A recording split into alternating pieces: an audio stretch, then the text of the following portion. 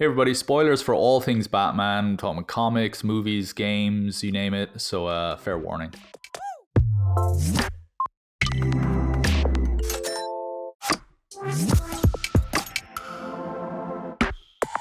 Hey everybody, welcome to another episode of The Script Department. I'm joined today by Asim and Caleb to talk about Batman and our love of Batman, the character, the world of Gotham, the different villains and characters that reside in it.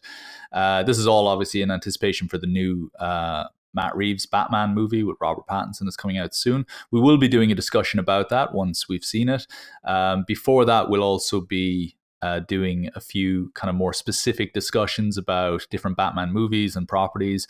We'll do one about the Dark Knight trilogy and maybe the animated series as well from the 90s and some of the games as well, maybe. Before we get into all that, if you haven't already, do check out our website, thescriptdepartment.net.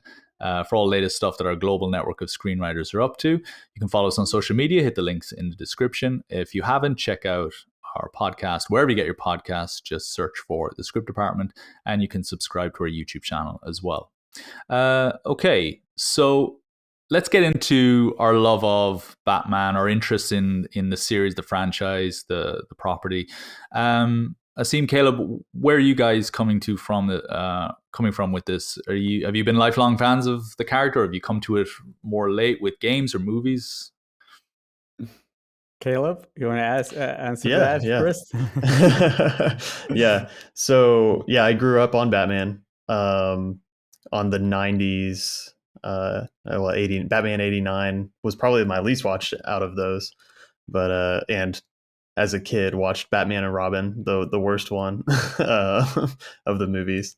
But so then I had like the animated series and then the Christopher Nolan were kind of like this more mature take on Batman in the movies. And straight away from the Tim Burton style to a more realistic style, which was interesting. But so then actually in my like college years got more into comic books and started reading pretty much all of Batman comics, and then just kind of fell more in love with that along with the animated series. So Yeah, for me, I think start with the '89 movie with the first one with Tim Burton. I mean, it was really an astonishing for me as a start for Batman movies and going into something superhero, and also with the '90s anime, the TV series was just mind blowing, But I'm more into the reading the comics at that time, and it's the only thing that makes friends at school, just trading comics and reading comics from Batman, Superman, and at that time it just came Spawn. But still, I'm actually with the Batman. I think my love interest started in a very early age, but I started to think of him as much more relatable character uh, with the 2005 Christopher Nolan kind of trilogy. Makes him much more relatable, much more we can actually attach ourselves to him and his issues. Then we see the Grant Morrison and Alan Moore kind of take on writing the Batman as well in terms of comics. And it gave so much depth about his personality and how he's living. And I think the anime's movie for Batman as well, they have so much with DC. It actually emphasizes his personality as a character, and also shows so many things that didn't really show, you cannot show in the movies. So that actually gave so much. But I'm much more reading the comics, especially. Yeah, I always grew up on Batman. Always watched the animated series. Even the 1960s Batman was always on. There was always kind of reruns of that playing every day on TV, and I used to always watch that. And I used to play Batman Forever on replay all the time. I mean, I wore out the VHS on that. But I think I grew out of Batman as I kind of hit my teenage years. I think I aged out of Batman for a while because I think Batman. I don't think I saw Batman as as a mature kind of story verse. I don't think I knew enough about it. I think my only kind of exposure to it was more kid friendly stuff. And even though the 90s animated series has some darker tones to it every now and again, it's still very kid friendly. And I think that was kind of the limit of my exposure for a long time. Batman Begins made me see it in a slightly different light, and I was like, okay, this is a pretty good, pretty big deal that they've been able to recover so well after the George Clooney film. But it still wasn't a franchise that I think I wouldn't get excited, for example. And when the Dark Knight marketing started to ramp up, I wasn't actually that excited about it. And it wasn't until I played Arkham Asylum, which I think, Caleb, you might know more. I think that came out around the same year as the Dark Knight. I can't imagine it was. It was probably within a couple of years. Yeah. Yeah. And I remember, I did see The Dark Knight when it came out, but I remember it, and it blew me away. But I remember Arkham Asylum being the video game, being like this encyclopedic, being like an encyclopedia of Batman, of all things Batman. You get all, there are all these collectibles in the game, and you can get all of this real historical knowledge about the comic books, the characters, their first appearances, their long-running feuds with Batman, and all that kind of stuff. And I think that really got me excited. That's one of my favorite video games at that time, and I just was like, okay, I want everything to do with Batman now. And I started collecting the comics. I started picking the comics I wanted. I'm sure I'm missing a few key ones, but there was I started catching up again on the animated series and watching all the movies again. And even as cringy as the Batman and Robin movie is, I can see a kind of a parallel between that and the 1960s show, for example. So I started to really kind of take a really passionate interest in the character. I'm sure I'm not an expert, but I find it a really fascinating storyverse and really fascinating character to explore. And I think studying it has actually made me a better screenwriter as well, I like to think. I think there's a lot you can learn about how to write great movies, how to create great characters, how to create great antagonists from watching or from studying, the Batman kind of lore. So that's been my kind of whole bit on it. Yeah. Oh, go on, I mean, Caleb. I think with the study of the character of Batman and his psyche, it actually gives so much about his character and how to create characters, and also understand the goal for him. And it's not just a normal person that will go into all this kind of training, martial art, putting himself every night almost to death just to save the city. But as well, it's like he's taking so much from the city, but he also want to give back. It's like a community service, as they call it. And I think with having different villains actually show some of his qualities and some of his weaknesses as well, and they actually tinkle with him in that kind of realm. And I think his characters or his villains are one of the most iconic villains in the DC universe and also in the comic, especially with the Joker. It shows so much about his character as well. Yeah. For me, it's always Batman is as good as his villain in whatever property or comic or movie. Whenever there's a great villain, just. But the thing about Batman that I find really interesting is, and we can get on to antagonists in a minute again. Yeah. But the thing that I find really interesting about Batman is he's such a ridiculous concept.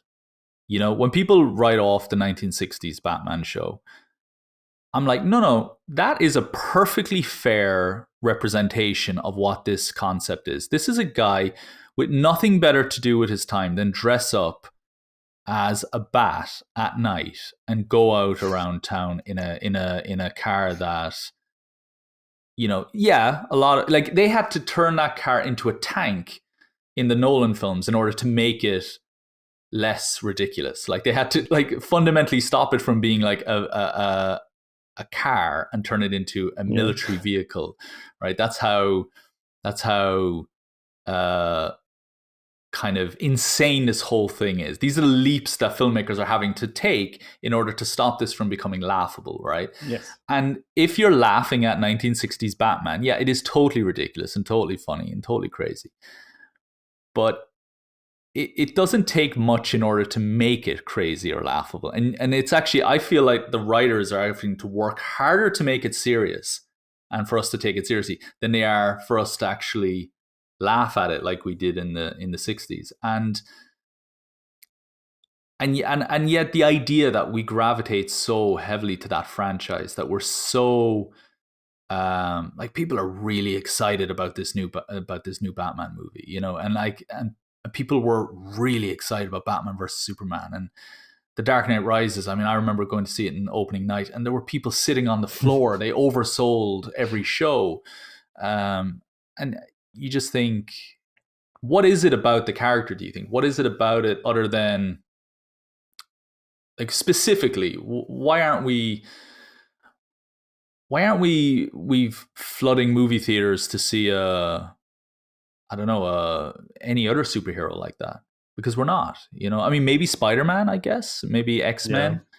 maybe Avengers Endgame, sure, but it took a lot of Yeah. movies to get to that point. You know, I know the first Avengers was obviously a big sellout as well. But what is it about Batman? Is it just his the longevity of the character? I feel like there's a certain like thematic element that Batman goes into that other superheroes don't venture into. And I think that may start with his parents and like his psyche. Yeah.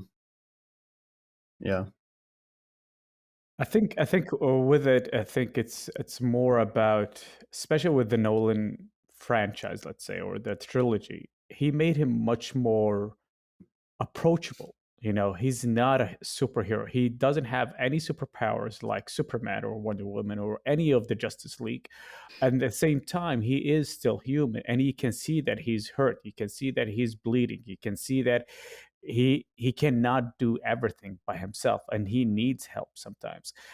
We never saw that in a previous, movies. All of them are much more similar to the anime instead of making him relatable, believable character. And I think with that, we see him suffering internally instead of suffering just physically. You know, they focus more on the emotions, on his psyche, than just on the muscles.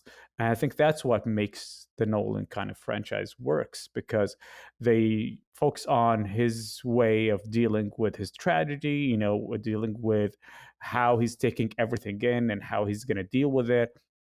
Him playing a playboy, although he is not a playboy, so it's a huge way to show that kind of character in a believable way.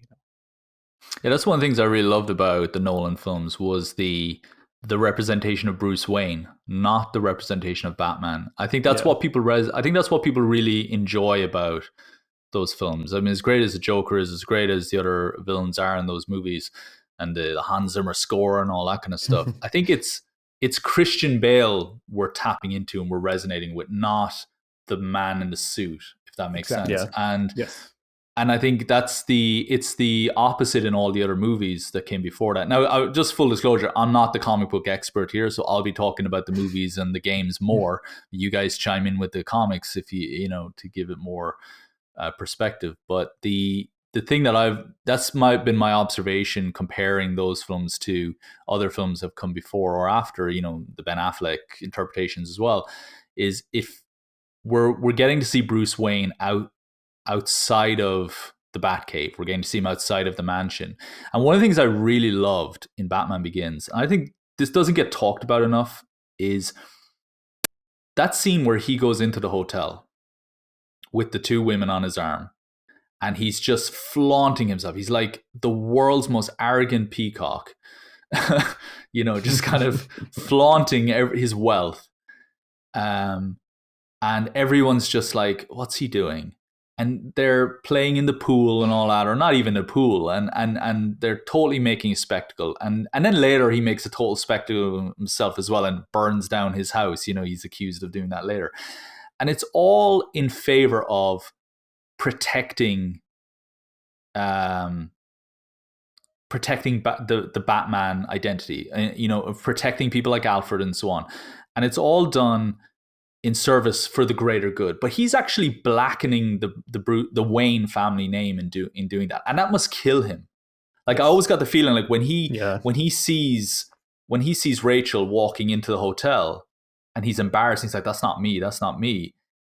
You know, you could almost imagine all the people in the hotel are like, "Wow, the apple really has," you know, and that line from the movie, "The apple has fallen far from the tree." That's the worst thing that Bruce Wayne wants. He wants to like do right by his family. He wants to live up to his father's name. He wants to be worthy of the Wayne name. And he has to blacken the family name in now and again, and, you know, embarrass the family name in order to do this. And I think there's a wonderful sacrifice there that never really gets talked about, doesn't get explored in other movies. It doesn't really get explored that much in the animated series or anything. And yeah, I just think all the credit in the world. Like, that's the thing that Chris Nolan, I think, did brilliantly in those films. Yeah, I don't know. That was especially with when you see the first one, The Batman Begins. We actually live with Bruce Wayne more than we live with the Batman.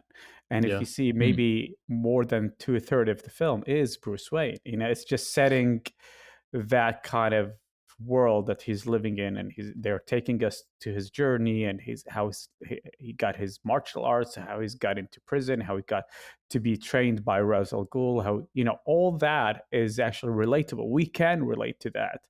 We went to gym. I went to learn martial arts just for the fun of it. You know, it's not just because I needed it, but sometimes I needed to, as a screenwriter, to understand how to write, you know, fight scenes. But as well, I mean, with that movie, they establish the Bruce Wayne before and the Bruce Wayne after. He know what's his mission, to save Gotham, you know, and the only way to do it is by having a symbol, and the only symbol he's afraid of is just the bat, and that's how he's going to do it.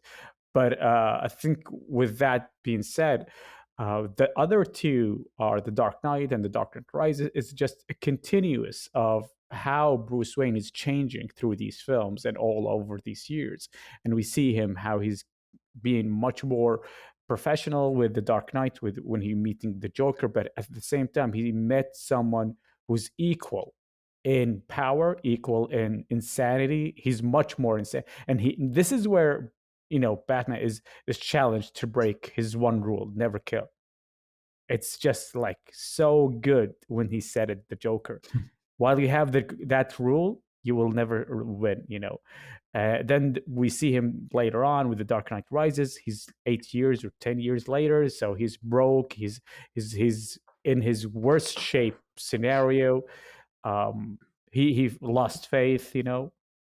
So I think it's a good arc for the character, seeing him from the first film to the third one. I don't want to dwell too much on the Dark Knight trilogy, because I think we'll probably do that next week and really go to town on them. But Caleb, was there anything you wanted to add there before we talk about the villains? Well, with the Christopher Nolan trilogy, just the last two movies kind of make me think of it being like the death and rebirth of Bruce Wayne as a character, which we haven't seen before. I don't, at least that in my memory. And so I think that's like a fun thing to explore, is like you were saying, the Bruce Wayne character, and really, because we already know, like, we've seen, how many times have we seen his parents get killed? Like, are they going to show it in this new one? We have a grasp on that. So to deepen the character, which a lot of works are pushing that forward and not giving us the same thing, and not sticking to just the idea of like, this is what we know of Batman, and adapting the character even more. I'll be very disappointed if they open the new Batman film with a character falling down a well. I mean, you just can't do that anymore. It's been done to death. I think Batman Begins does it brilliantly because it's a flashback. Like it's always a flashback, but in Batman Begins, it was very clearly a dream that he's having. He wakes up in the cell, and so it never felt like we're jumping through time. It felt like we were just. Oh, it's just a flash. It's just it's not even. It's almost like not even worth mentioning. It just happens. I get these memories, and I thought that was great. We'll get in. I really want to talk so much about the Dark Knight trilogy, but I want to save it like for a proper video where we can really do a deep dive into, because there's so much kind of love that we can, I think, unpack out of those films, isn't there? In terms of villains, so when I teach like characters and antagonists and protagonists and antagonists, I always talk about Batman and the Joker. These are two characters, two sides of the same coin. They both have their masks of sorts. They both need to see a therapist. They both have this like unresolved trauma. Asim, you mentioned that the Joker that Batman is less insane than the Joker. But I think you hit it right. Like they are both seriously in need of help, they need to get their mental health, figured out. I think, because one more so than the other. But let's not pretend it. Like this again, one of the great things about Dark Knight, it touches on the idea that there's something like deeply traumatized about a person who goes to those lengths.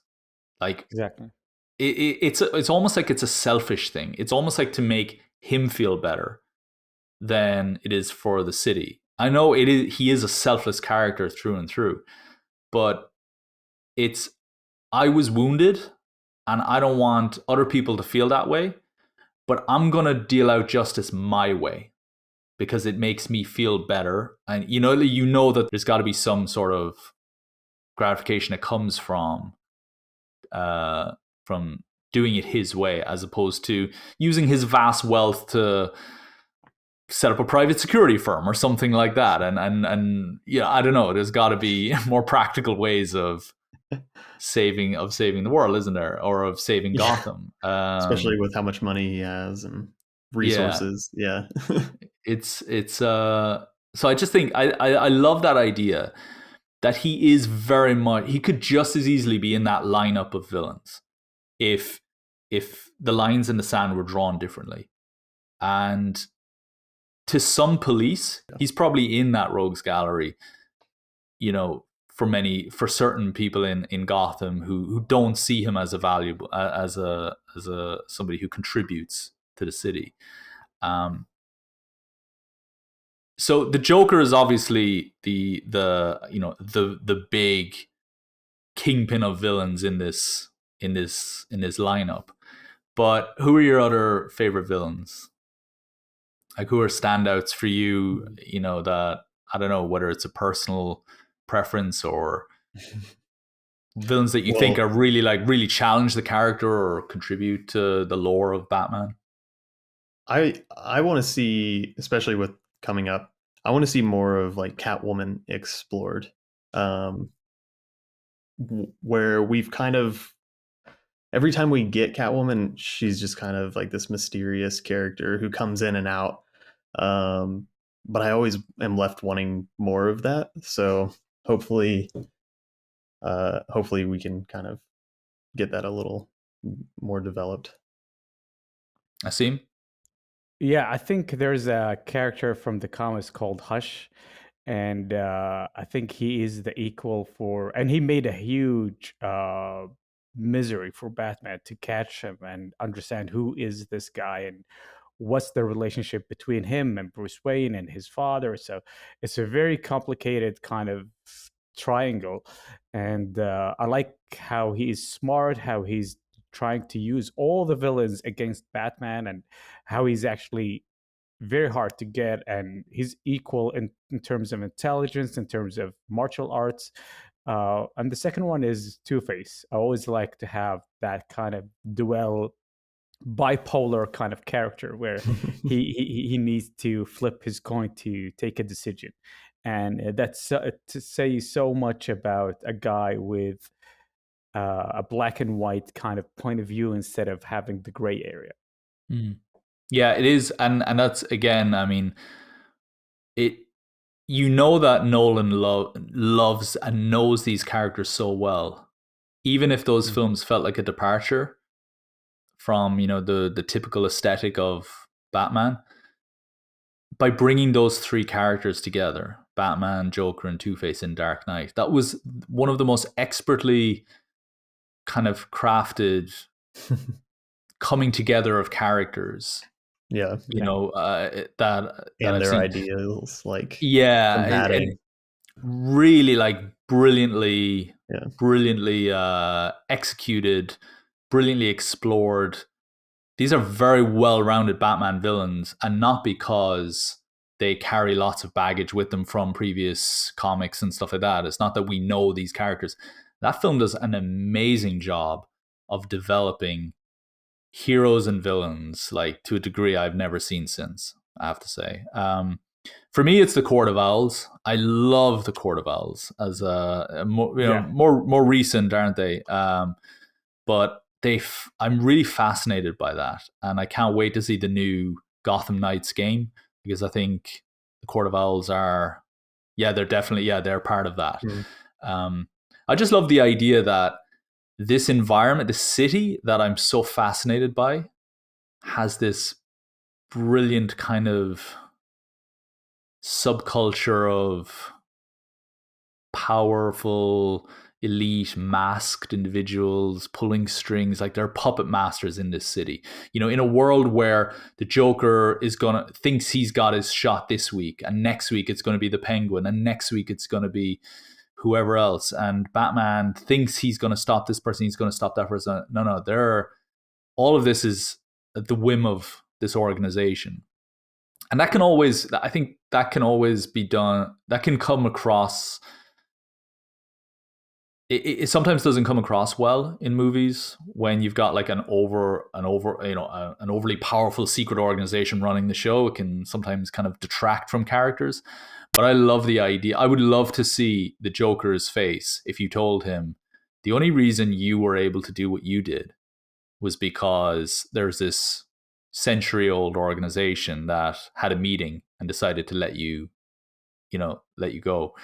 And you could just imagine his reaction being like, yeah, well, we'll see. Like name one villain that's going to take that lying down.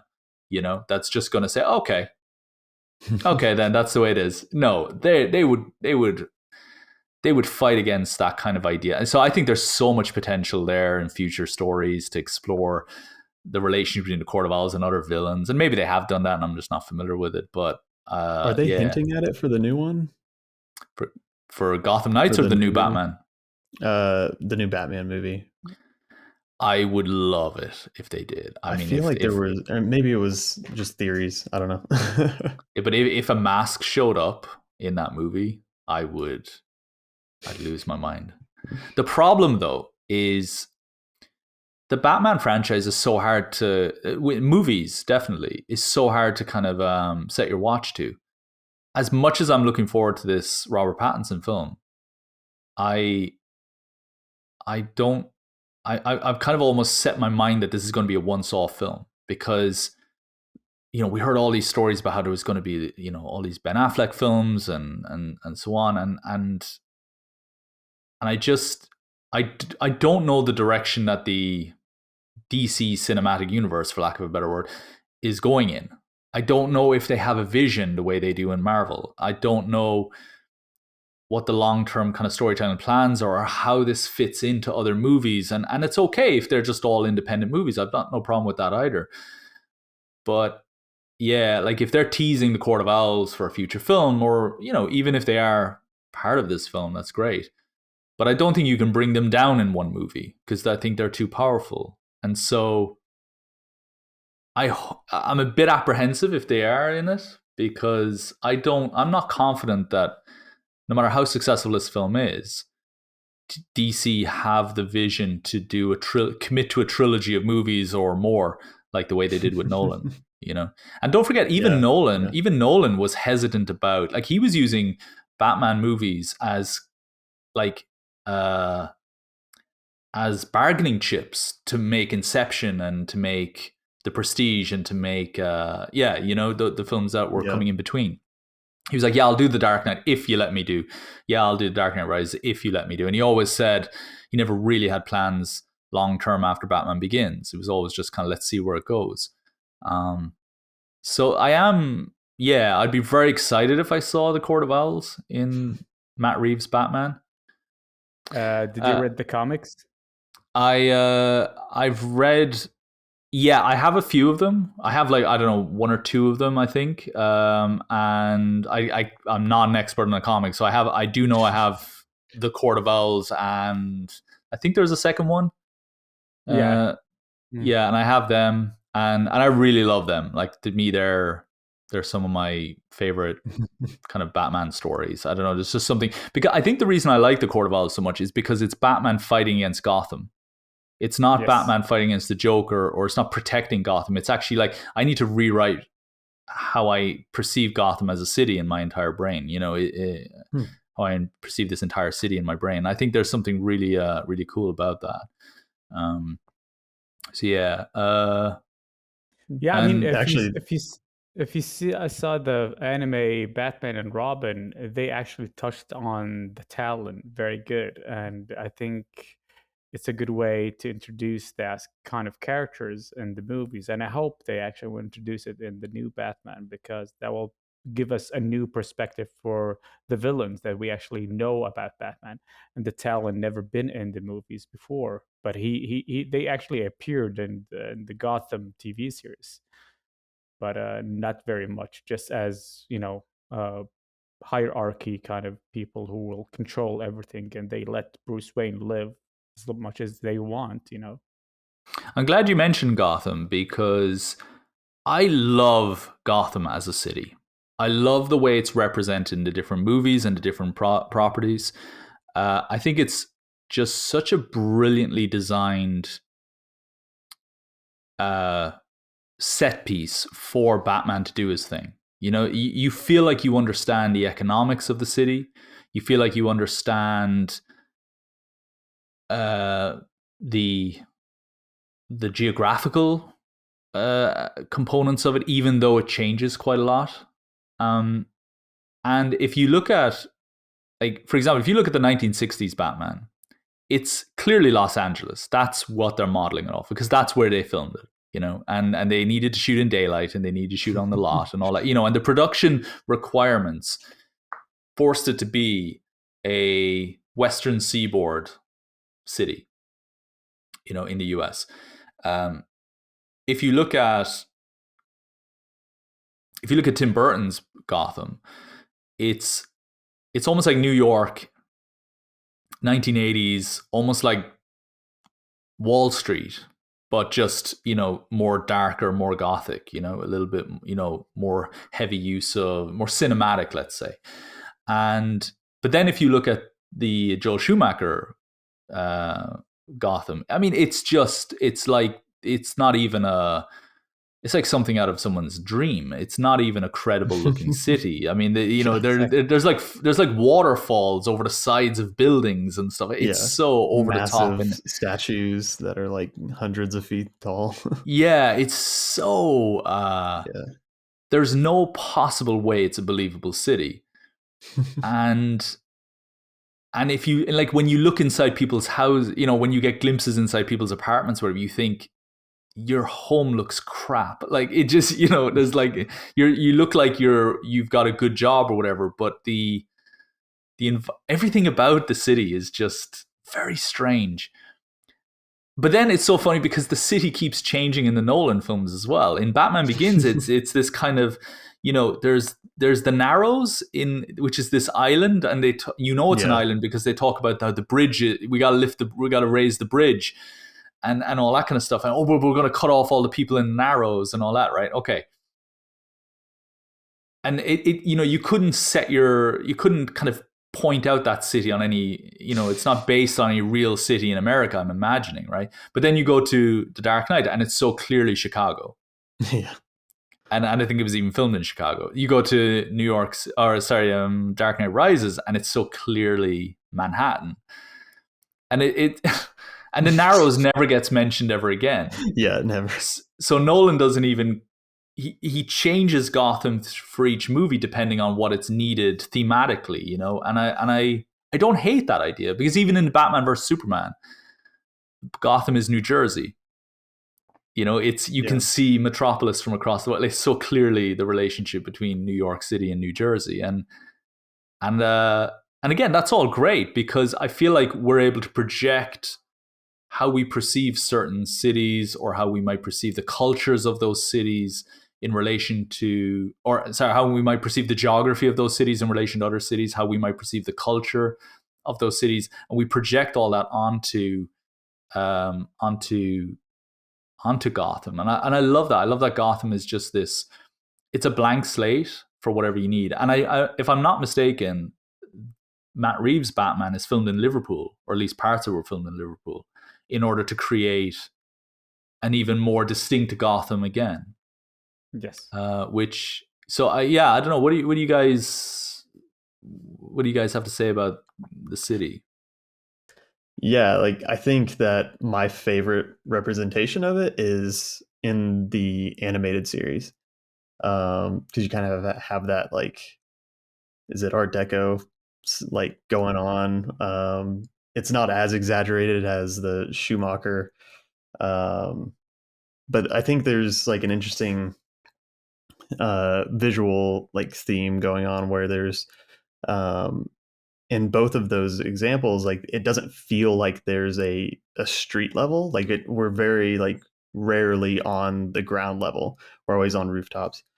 So, like, I find that really fun, which is kind of like with you saying that the Schumacher Gotham City just doesn't feel real. It doesn't make sense.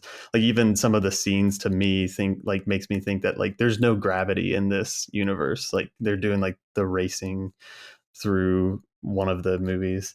But so for me, that's what my quintessential, like, idea of Gotham City is. And yeah, the Nolan version, it kind of, for me, comes off a little stale, but I think it fits the movies that they of the world that it's building. And so yeah, that's kind of my thoughts. Yeah, I think the world is always changing depending on your genre, depending on who's you're targeting, and as well, how does it affect your characters? And I think, John, today we talked about also how is that affecting your when you create your character, right? The environment, how does he feed from that environment? And I think with the latest Batmans, they're all actually dark, and they're always having that. Much more about the money, much more about the high status people, about the low, the poor, the poverty, and also showing so many levels about the society and how they live it, and that gives so much about your character.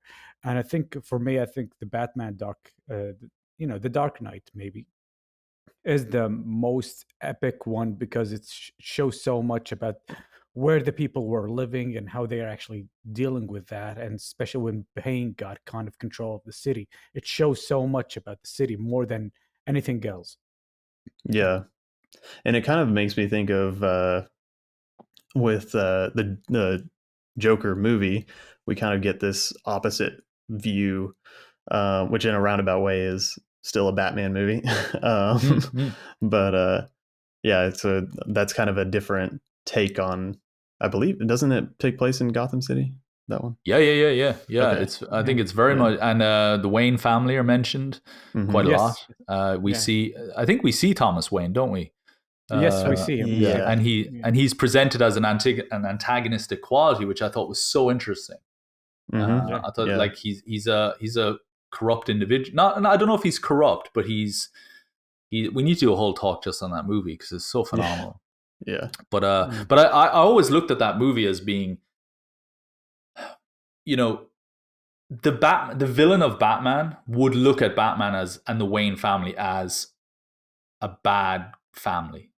You know, they've ruined this city. You know, that kind of, like, a villain would look at them as that. And this felt like we're definitely getting the villain's perspective here, even if he's a person who is more driven by, let's say, mental health issues and emotional trauma than he is by, let's say, greed or lust for power or something like that. You know, Mm. yeah. But Gotham, I thought, was really well represented in that city, or sorry, in Yeah. that movie. Yeah. I thought that was just. It almost felt like this was just a case study of life in Gotham. Yeah. Exactly. You know. From like And Martin it, Scorsese's like Mean Streets Mm. point of yeah. view. I mean, it's also setting up why the Wayne family did what they did for the city. You know, especially when you see the 2005 Batman, when he said, "We built these railroads, we built these trains for the city. You know, to get people there." So that means that before that, everything was so bad, and the Wayne family wanted to give back to the city, and one of the things they want to give is trains so people can go in public transportation. And that you didn't see that in the Joker, because at that time everything was, you know, the economy is collapsing, and we can see that there's this transitioning.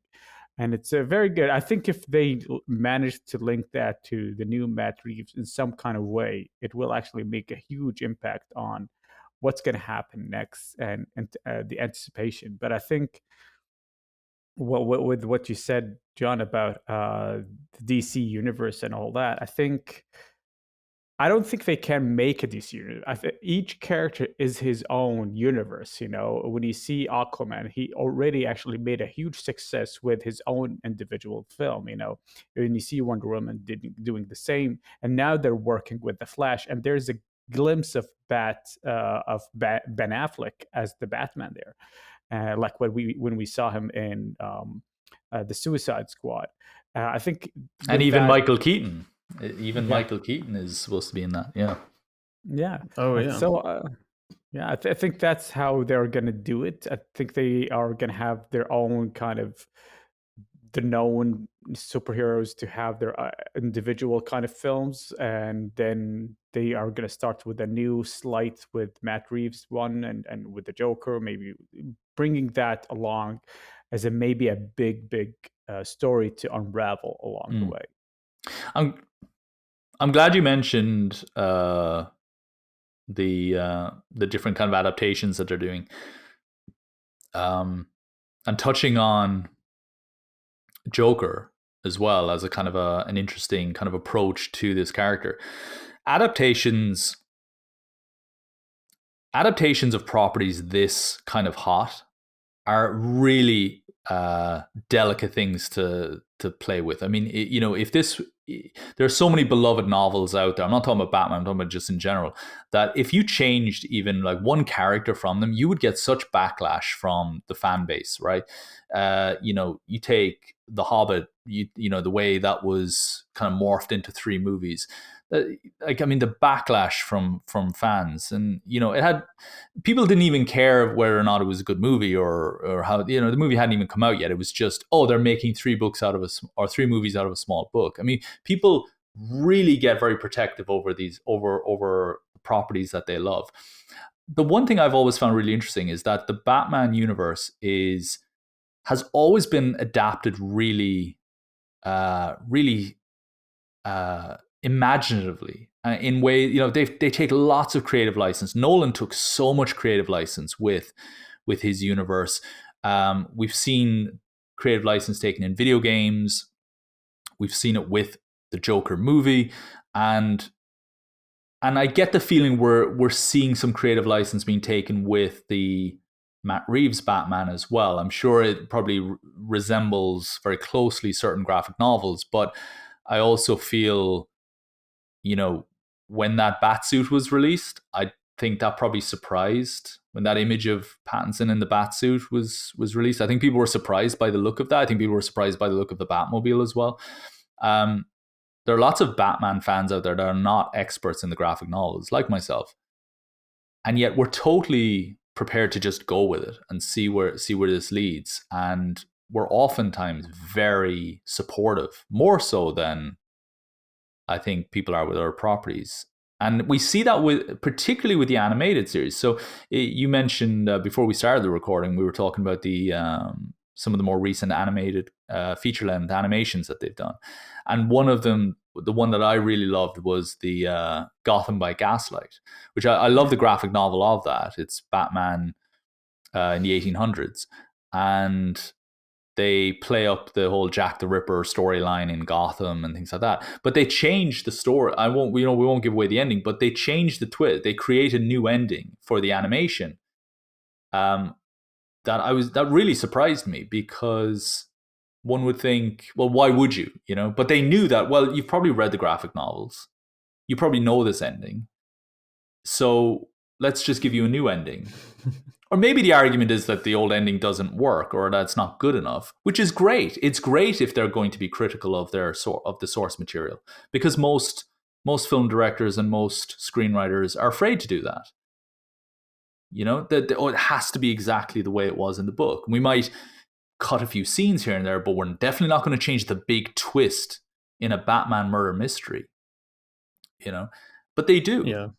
And I love that. I love that DC and the powers that be aren't afraid to challenge the pre-existing lore in order to just make a great movie and give us a great experience, because we know we've still got our graphic novels. I always say, the problem with adaptations is you have to convince your audience that you have to remind your audience that we're not asking you to choose the movie over the book. We're not taking your beloved book away from you and giving you a movie instead. You can still keep the book and read the book as well for the rest of your life.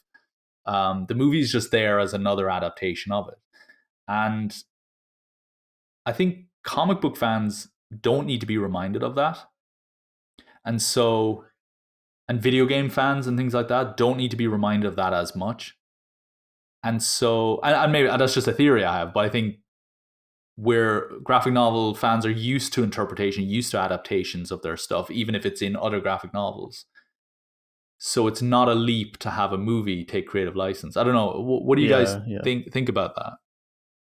Well, especially within the DC comic universe, I think of all of my go-to Batman graphic novels, and they're all kind of self-contained, one-off, like Killing Joke, Year One. They're not within the New 52 run or the Rebirth or whatever. So yeah, I think that it kind of stems from that for me, that there's not this through line that with the Marvel Cinematic Universe.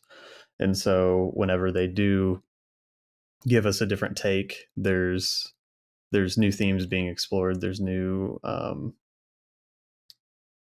relationships and possibilities, and that are fun. Like the Killing Joke is a great example. And if I remember correctly, didn't that whenever they did the animated movie, I haven't seen it, but did that received a bunch of backlash, right? Was there stuff that was changed, or did people just not like it?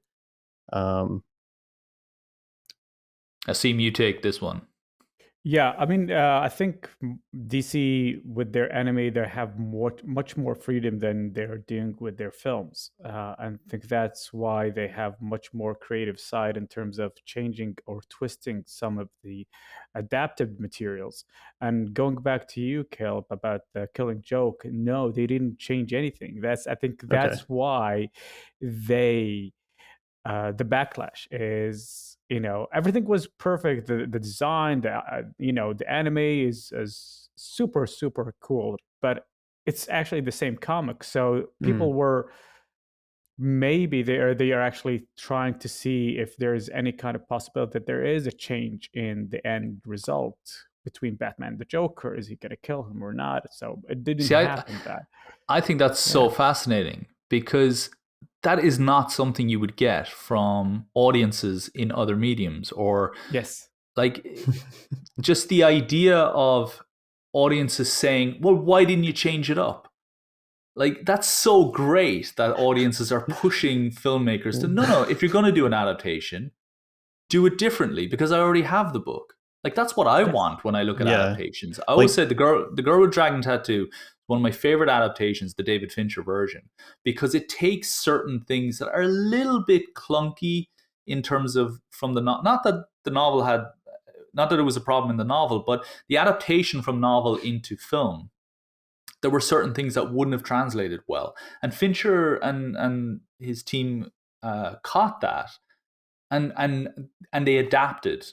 They, like, in the literal sense, they adapted it so that it could survive as a film, and I love that, and I wish people would do that more. Sorry, Caleb, you like, were. oh no, I was just saying, can you imagine what like the reception of the Last Jedi would have been if people wanted the same change like with DC properties?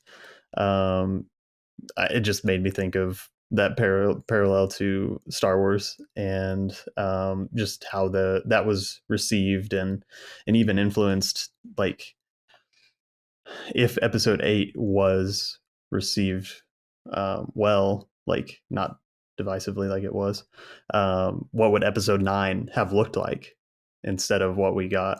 Because I feel like there was a lot of changes from that. So yeah, I just think that there's an interesting parallel to what you're talking about there. And we yeah, reviewed Resident Evil: Welcome to Raccoon Yeah, City last week, and I mean, yeah, half our criticisms was this desire to just throw as much of the games into the story as you could, all the characters, everything, without any question of whether actually it's the right move. And I just, yeah. it's actually really refreshing when Asim, you tell me that actually no, the problem was they took the easy way out and they just followed it Yeah. slavishly, and I just think that's I I think that's think I really think one interesting. of the reasons that they didn't really want to go with a lot of changes with the Killing Joke, because it's written by the great Alan Moore, Who and you notoriously don't want, hates. yeah, and you don't want to mess with Alan Moore stuff, Yeah. and so I think that's one of the reasons that they didn't want to change anything, because they did it with his previous work, like The Watchmen, the League of Extraordinary Gentlemen, and The Shadows, and all that. So I think this time they said, okay, we're not going to do anything. Let's just do it as it is, and let's see what the audience will actually react to it. I Cowards, just that's what they recently, are. yeah, yeah. Cowards. I recently saw the Long Halloween. It's 2 parts, and it is amazing. I mean, I like it. I like how they did it. I like how they actually explored the story. Yeah, there is a lot of similarity with the comic, but the comic, there is a lot of confrontation between the Batman and the Joker. In this one, you barely see any kind of confrontation, and in the comic, it's much more darker. This one is a little bit light. They didn't really want to put so much blood in it, so it kind of lost its element in terms of where they're gonna take it. And the Batman logo is so bad. I mean, they really did everything perfect. It's just the logo, when they actually put on the sign, so they call him Commissioner Gorka. It is so bad, and I don't know. It's like it should be something like the Ben Affleck kind of logo. It would be great if it's like these type of logo, but this one is much more the Batman, Brave Batman, or Batman the Brave, the anime for children's kind of logo. So it didn't really fit with the style they're going with. Um, but in general, it was really interesting to see, and reading the comic, there's a huge kind of difference in terms of tone, in terms of where they're taking it, the adaptation, and how is it going. Have you ever played Arkham Origins? It was the third Arkham video game, but it was the first one not made by that that game developer. It was made by Warner Brothers themselves, I think. Did you ever play it? I I never did not. played that. I It have not. has a great story. The gameplay is a bit clunky, it's buggy. I'd love to revisit it, but it has this great story where it's Batman is being pursued by these different villains who, because there's a bounty on his head. And I think Black Skull is the villain initially at the Mhm. beginning. And he Black Skull, this gangster, wears a kind of a sharp white pinstripe suit, wears a black face mask of a skull to hide his identity, um, and he's put a hit out, and he's met with Bane, and he's met with all these guys, and he said, "All right, X amount of money for whoever brings me the head of Batman." And so Batman's fending off these villains over the course of this night, but he's also trying to solve a murder. Um, Gotham Police Department have been investigating the murder of I don't know. They don't know who's been murdered, but there's like blood at the scene, and he goes to the scene, and it's a very Batman being a detective. And the whole first act of the story is him trying to figure out the identity of the murdered victim, and then you learn that it's Black Skull, that he's actually the victim, but you've been seeing him this whole time. And eventually, as Batman is like, but how is it Black Skull? And then you see Black Skull remove his mask, and it's the Joker. And it's this Mm. brilliant thing. And so Batman ends up like beating the hell out of the Joker. And Joker thinks he's about to be killed. And then Batman stops himself, and he just arrests him and sends him to Arkham. And Joker just goes even more, like, he just descends into madness even more, because he's like, why didn't he kill me? Who is this guy? Why didn't he kill me? And at the same time, Batman is saying, who is this guy? Like, who's this?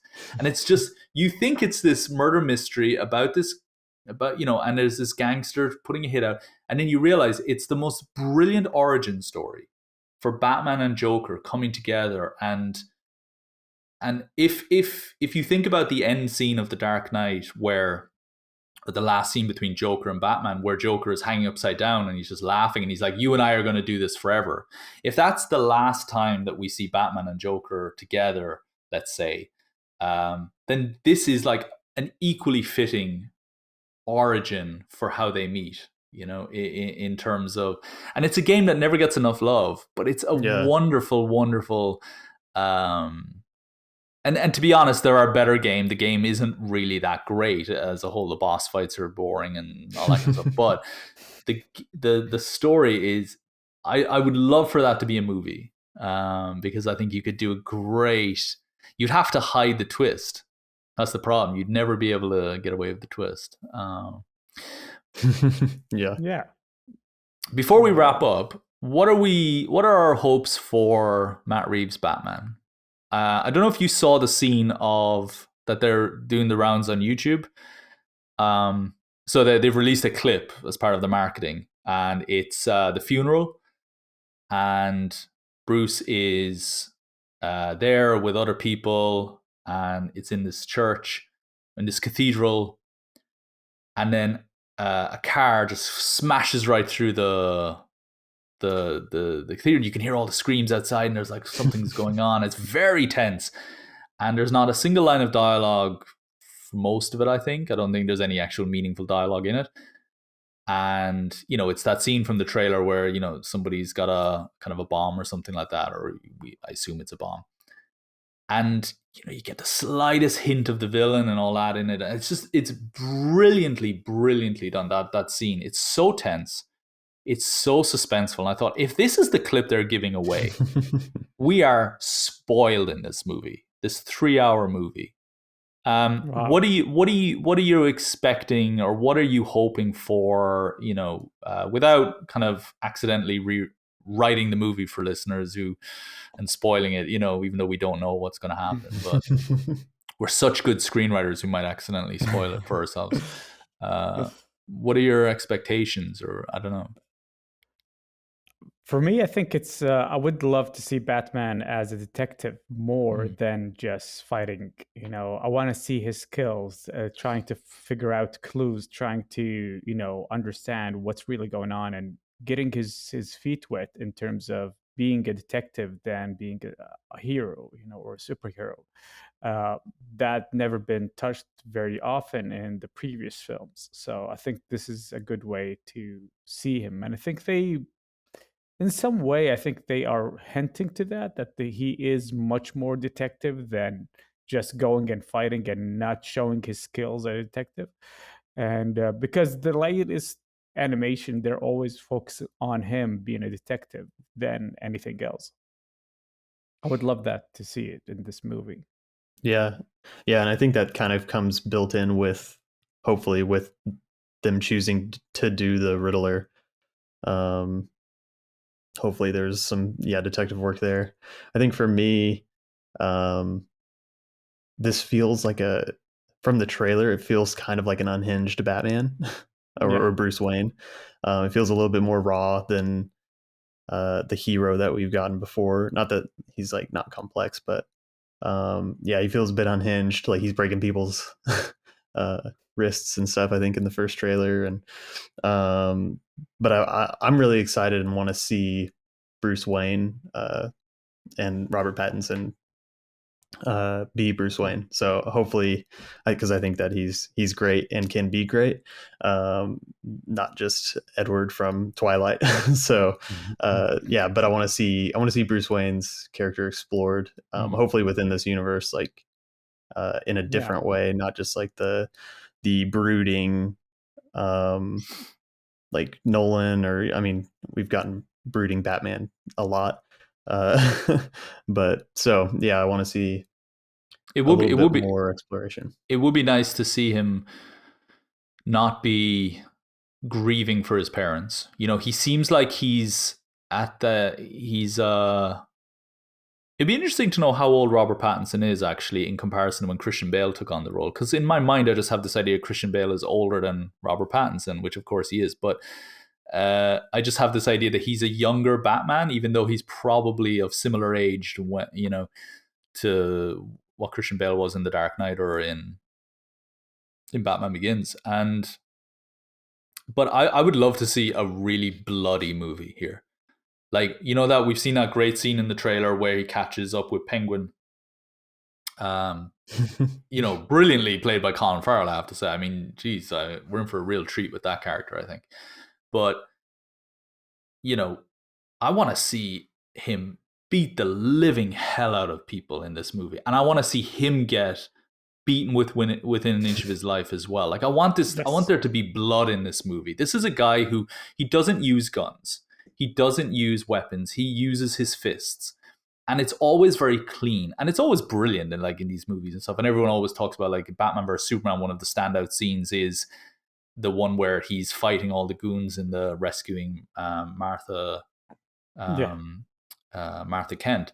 But I want to see this like a real bloody affair where he's having it like almost like Fight Club levels of blood, yes, and gore. Like where when he shows up to the office the next day, he's like Edward Norton with a tooth hanging out of his mouth, And I know you Yeah, can, yeah. I know you can't do that. You can't do that fully because it just becomes like he's got to, um, keep up appearances as Mhm. Bruce Wayne. Otherwise, it becomes obvious you're Batman. But I would love to see him, for example, he's wearing gloves someday because his hands are just torn open from punching people to death. I want to see him kill Yeah. somebody as well. Like I want to see him. I know this sounds like really, really gruesome to be saying. Like I want this murder, but it's he.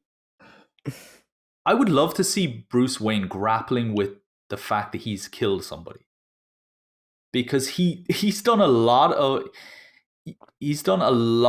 in his life Mm. in these different movies, and he's never killed somebody.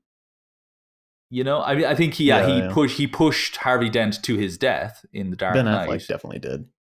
Ben Affleck Yeah, definitely killed people. I mean, but you never feel like if this is about us showing us the human side of superheroes as well, which they do so well with Bruce Wayne. I want to see him like he's out at night because he can't sleep at night because he's done Mhm. some terrible things and he's going to continue to do terrible things. And Have maybe you? that's what Andy Serkis's role here is like trying to just keep him from falling off the edge. I don't know. That's what I would like. They're going for 3 hours. They're going for a full like an R-rated movie. Yeah. Let's go hell for leather here and make this a violent Batman Have you that is seen? different. Have you seen Good Time by the Safdie brothers with Robert Pattinson? No, no. So it's like this. These two brothers like rob a bank, and it's just the night of that robbery. Robert Pattinson is running away from the cops, and it's just this like sequence of events of him just getting into the one problem after another. I kind of want to see that where it's just Batman just screwing up the whole time. Yeah. And I really I really loved Robert Pattinson in Tenet. I thought he was really the Yeah. standout character in that. Um, because I think there was a bit of mystery to him, and and he's very capable as well of handling himself in that film. And you think Robert Pattinson as Batman, that's interesting. And then you look at Tenet and you're like, yeah, okay, I totally see him as Bruce Wayne now. I totally see him Mhm. as this well-to-do, stylish guy who's very capable in a fight. Uh, Yeah. so I think we'll have to wrap it up here, guys. Any final thoughts, Asim? I just Caleb? the costume is just this new costume will be much more realistic. He's putting like some kind of a pants instead of the suit, or let's say the tight kind of outfit that we are used to from the Batmans. And he's much more like in the beginning of his design, and I like how it's so raw. It's so anyone can do it. Anyone can design the same, costume, which makes so much sense that he's not really using his money more than he's using his own wit and trying to get to that. It's different than the Nolan where his what they say $1 million for the U.S. Army, but they didn't actually have it. So it shows so much about how the design is changing, and it brings so much about the comic book Batman Year Zero. I think that's some kind of way similar to that. So I would love to say that. I think the real litmus test of Mm. what their vision for this Mm. is if this film ends with Andy Serkis saying, I think we need an upgrade, sir, and then he presents him with this beautiful new kind of Christian Bale-esque bat suit and a new car, I'm going to be really annoyed because I want this to be like the Bourne Supremacy, where Yeah, the car is blown up at the end, it's gone, and there is no new car. He's going to have a motorbike Yeah. next time. yes, yes.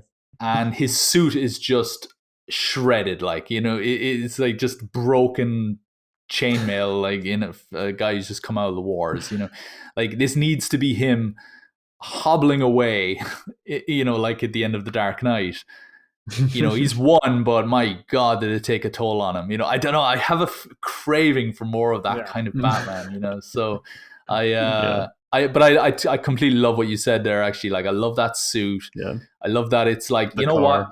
Instead of him giving a blueprint to Lucius Fox in The Dark Knight, I want to be able to turn my head. It's like, no, he's going to get a knife, he's going to cut a small piece off it, and he's going to put it back on again, and now he can turn his head. It's going to be a real homemade affair, and I hope they do that. I hope they lean into that.